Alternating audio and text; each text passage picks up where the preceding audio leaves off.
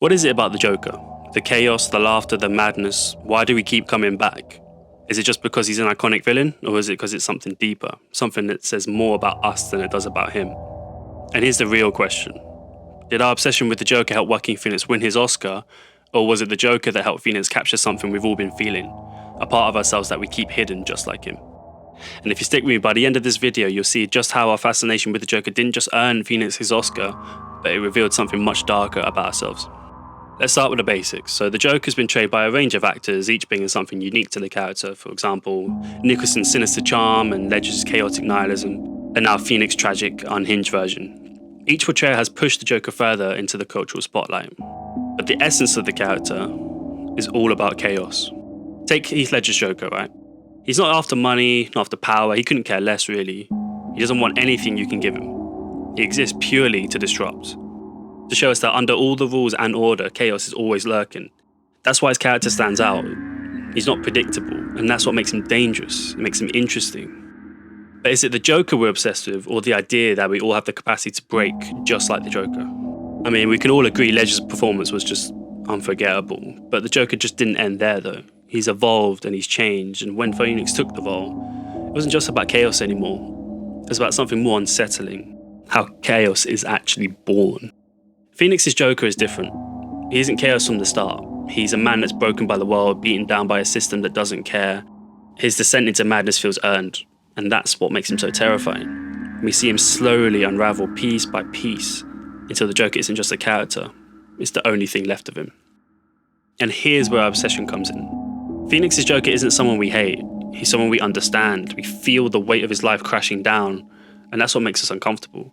We're not just watching a villain, we're watching a man lose himself. And deep down, we all know how close we can be to that same breaking point.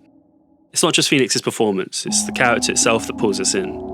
And that brings us to a big question. Did Phoenix win the Oscar because of the role? Or because he showed us something that we couldn't ignore? Now let's talk about that Oscar. The Joker has always been a magnetic role, but Joaquin Phoenix's performance was something else.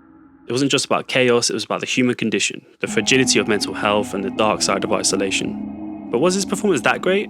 I think so, to be honest. But would it have been resonated so deeply if it weren't for our obsession with the character? The Joker was more than just a villain at this point. He's become a mirror that reflects our fears, our frustrations, and the chaos we feel just beneath the surface.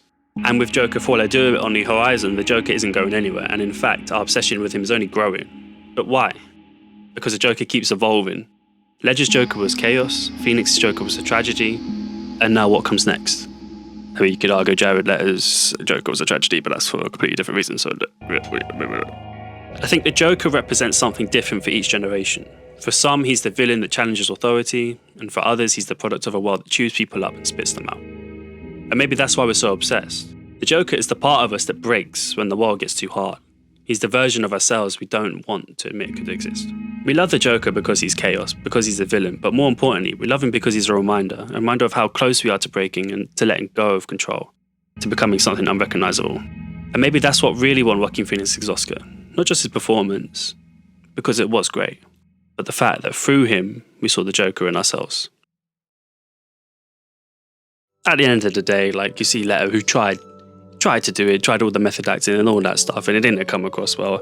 Not with the people he worked with and not with us. And the thing with Joaquin, obviously, it was very cinematic and stylized, and it was hard not to sort of like will him to win an Oscar. And obviously it's like an appreciation of the character itself and him like putting in the work to really go deep and, you know, lose weight and do all this crazy laugh crying that he was doing.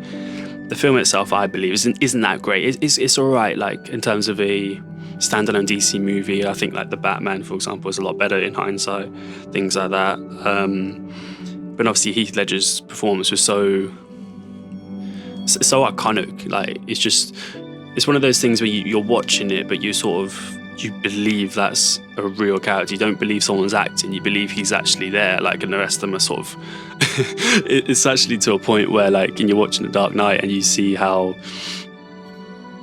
like, he's so next level compared to the rest of the actors. Everyone else is bringing it in the film, don't get me wrong, but like there's great and then there's greatness, and I think that's what Ledger did. And I think whether that now there's going to be like a lineage of Joker actors who's going to try. So I forgot his name, but the one in obviously the Batman, who they're sort of teasing whether that can sort of be the next level. I don't know. But it's almost like because of Ledger's performance, he's now left a massive hole that all these actors are going to have to sort of climb out of to try and get to that pinnacle. And Joaquin did it, fair enough to him, but is that because he earned it, or was that because it was a sort of similar feeling that we were attached to from the character, and because of Ledger's performance, that dark, the gritty, the chaos, the nihilistic kind of viewpoint on life. So what do you guys think? Do you think Phoenix won his Oscar because of the obsession with the character? Do you think anyone who steps in the role from this point forward will end up winning it? Do you think there just wasn't any good options in that year, so therefore he won it instead? Let me know in the comments. Let's have a little discussion about it. And don't forget to subscribe for more content coming up. See you guys in a bit.